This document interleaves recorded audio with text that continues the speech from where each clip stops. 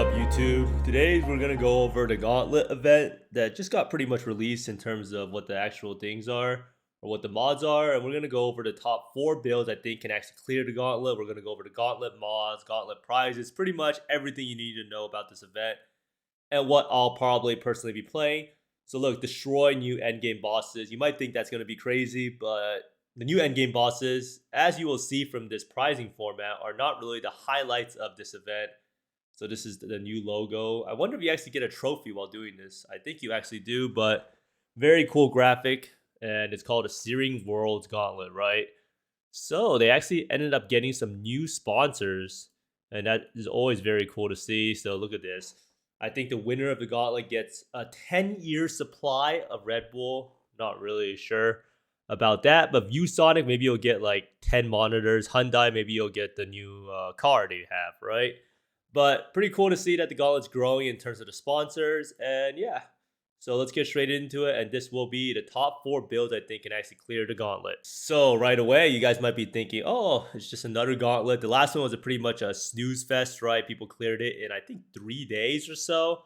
So Zizarin thought, ain't no way that's going to be happening this time around, right?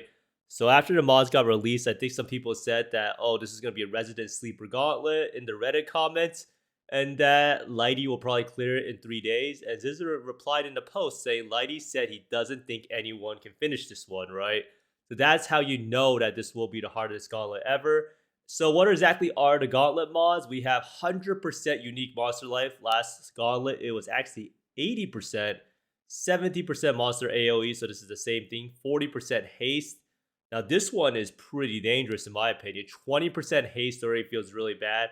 40% haste sounds like a nightmare. Just imagine Brutus chasing you down, beating you with his hammer or whatever the hell he's using.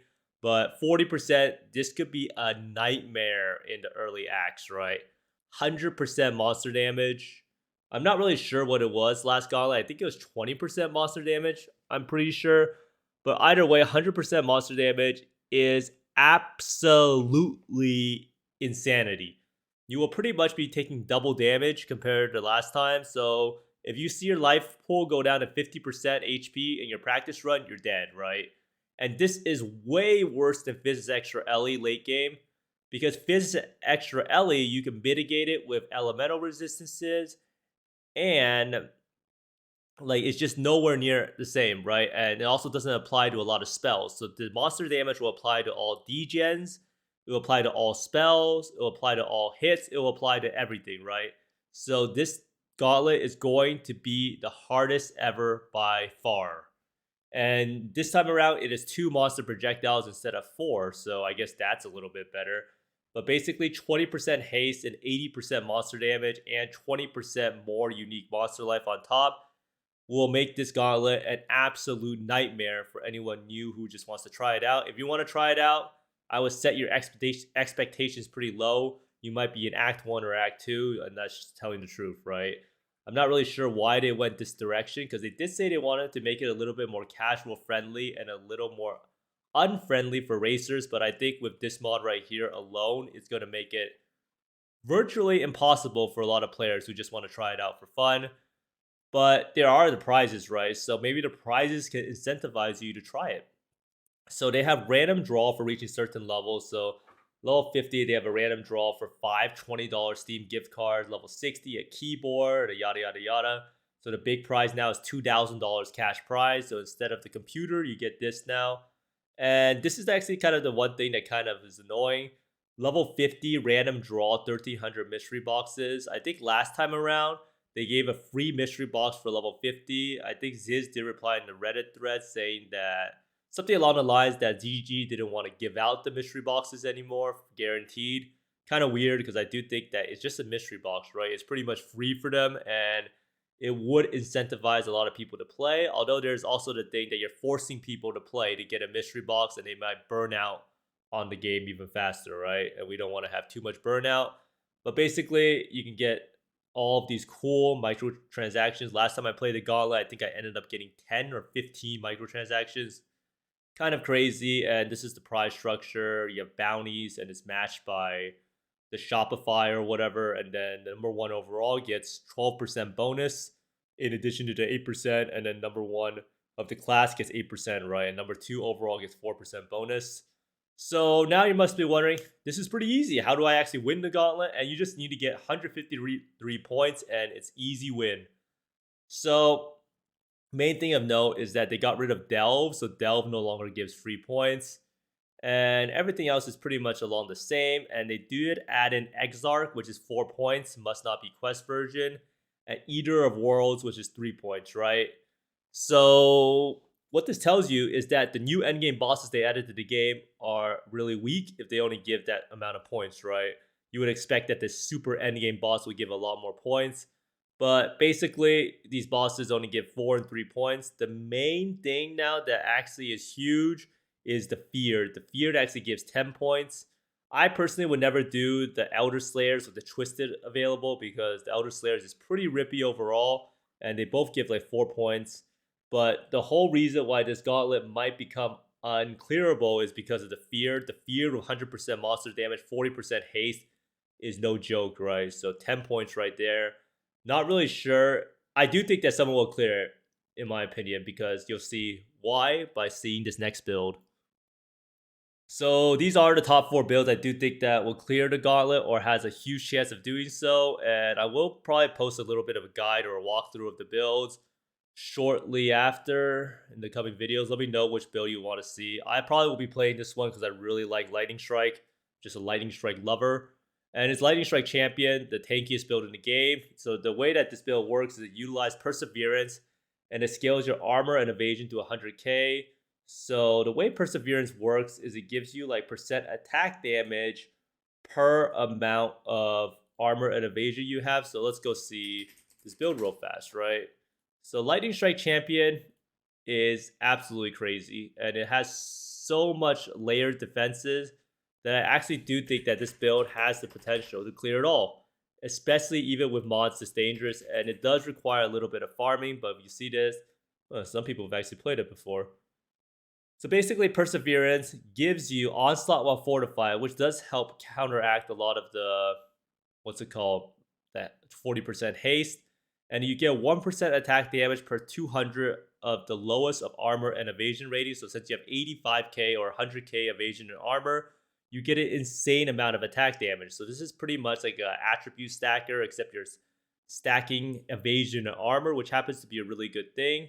And you can combine this with Melting of Flesh, along with a shield that gives 5 max res of lightning res, and then you can get max res on either your helmet or something, or I think the implicits on your chest. So you can end up getting 90% max res nearly. You can get 100% spell suppression. You can also get 100k armor and evasion. So this will pretty much mean your character is nearly unkillable, right? And this is also with max elusive effect Nightblade, which means that you have a 40% chance to avoid all damage, right? And not to mention, you also have crazy life recovery with life gain on hit from claws. So this character can definitely full clear the gauntlet. And it pretty much will just come down to whether you can farm up all the gear without dying. And I do think that Champion is probably one of the best ascendancies for this because you have permanent fortify. You don't need to worry about if your fortify falls off. And it's just this like safety net, and it feels very, very good at keeping your character alive. And the recovery is a huge deal, and the damage, of course, is always really good since it's Lightning Strike, especially with Vol Lightning Strike and Totems. You can snapshot the VLS damage, and I think you could probably get like 10 mil DPS even in the Gauntlet by like day 10 and have these defenses as long as you farm up a lot and stay alive. So next up, we have the EA Totem Champion and Ascendant, and this is exactly the same vein as the last build in that you get Champion Permanent Fortify. You also get lots of attack speed from having the Champion Ascendancy, like right here while you're Fortified, you have 20% additional attack speed. And then, of course, you have like the Taunted stuff where you can go get Inspirational, which is probably better for hardcore. And it has amazing single target, and it's a very safe totem playstyle. You pretty much put down the totems, you shoot Frenzy at the boss, you run away, and your totems do the killing, and it does a lot of damage, right? And the only problem with this build is the Lovely is kind of annoying because, as you can see, you pretty much go everywhere in the tree. Not really sure exactly how you level up this build, but Once you get it set up, it's super strong. You can see the ignite DPS is pretty high. The defenses are definitely not as crazy as a lightning strike build. In fact, none of these builds really come close besides maybe the DD Necromancer. And another option you can have is you can also potentially play this as Ascendant, because you can do an Ascendant with Explosive Arrow, and you can take the Pathfinder node, and this gives you life recovery every time you have a flask. And this does solve a lot of the regen issues with Explosive Arrow. So every time you use a flask and you use the Flagellant flasks, you will gain back a lot of your life. So with 4 flasks, you can gain back 16% life pretty much almost every single time you get hit. And overall, this build should be, I don't really think that it can clear everything, but it should be very strong. And especially if you're used to the EA Ballista Totem playstyle, you can definitely try this out and get pretty far in the Gauntlet. Next up, we have the winner from the last Gauntlet, which is Seismic Trap Saboteur. And last time, I think Lighty won it with poison-based Seismic Trap. And the reason people went poison-based last time was that it was pretty much a lot less gear dependent. It's a lot easier to get like 100% chance to poison and scale Chaos Dot Multi than it is to go crit. And you get incredible single target for very little investment. And Exsanguinate is also extremely good for the clear. Now, in terms of tankiness, it still runs Ghost Shroud. You have Grace, you have Determination, you have Defiance Banner. And you also end up having the Saboteur node over here, which gives you 15% reduced damage taken from blinded enemies. And that's actually a pretty huge layer of defense. And you also get immune to Ignite and Shock, which helps you out in getting ailment immunity super early on. And it's pretty a boring playstyle if you don't really like traps, but traps do allow you to pre-stack your damage. And eventually, I do think that this build could potentially clear it all if you decide to go crit and you use Secrets of Suffering. This does rely on you going to farm heist blueprints and trying to get the Scepter, alternating Scepter. And with the Scepter, you can get 100% crit chance pretty easily with Secrets of Suffering, and this might allow you to insta-kill the Fear if you farm enough gear, right? So this Gauntlet has a pretty big shift towards farming gear, I think, and gearing up your character fully to do that one push of the boss. And that's pretty nice because of the Feared, right? Having the Feared available really slows down people's progression, because like you need to kill the Feared, you need to farm a lot of gear. Although some people might still push the bosses super fast just to get the points early on, because if you're the first person to get the points, you pretty much win on the tiebreaker. So having that available, the Fear just pretty much gives this trump card that you potentially can have. So if you decide to do all the content on the Seismic Trap, and then you go farm up the High Scepter, and then you go full crit, and then you can insta-kill the Fear, then your character can potentially win the Gauntlet, right? So this character is very tanky. Is not as tanky as the Champion Lightning Strike character, but these defenses should honestly be boarded enough for most of the game, right? And it has a pretty smooth leveling experience because of how strong Seismic Trap is, even though supposedly it got nerfed. And next up, we had the build of the year from last Gauntlet, which was DD Necromancer. I think this build actually cleared the Gauntlet on Necromancer, on Chieftain, and on Inquisitor, and I think it might have been the #1 build on Ranger too. I'm not really sure, but the build was just that strong back then. However, it did get nerfed with the Ignite changes and how the corpses are done now with snapshotting. But this is an extremely tanky build that really takes nothing to get off the ground, so pretty much you just level as Armageddon Brand and Cremation. And it's around 100% spell suppression with 75% block and spell block. And this is because you do use Bone Offering. And this extra layer of defense, 75% block and spell block, is absolutely huge in helping you stay alive, right? So this also completely negates the damage. So say you get hit by like a Shaper Slam or something, you have a 75% block chance to not actually die to the hit, right? So this is actually huge in hardcore. And then you also have Grace, you have Determination, and you have Defiance Banner. So you are also extremely good at cheesing invitations, because even though the mods of the Gauntlet aren't 100% monster life, it still has, I think the corpse pool still gets affected in invitations because they're all considered unique monsters. I'm not 100% sure about that.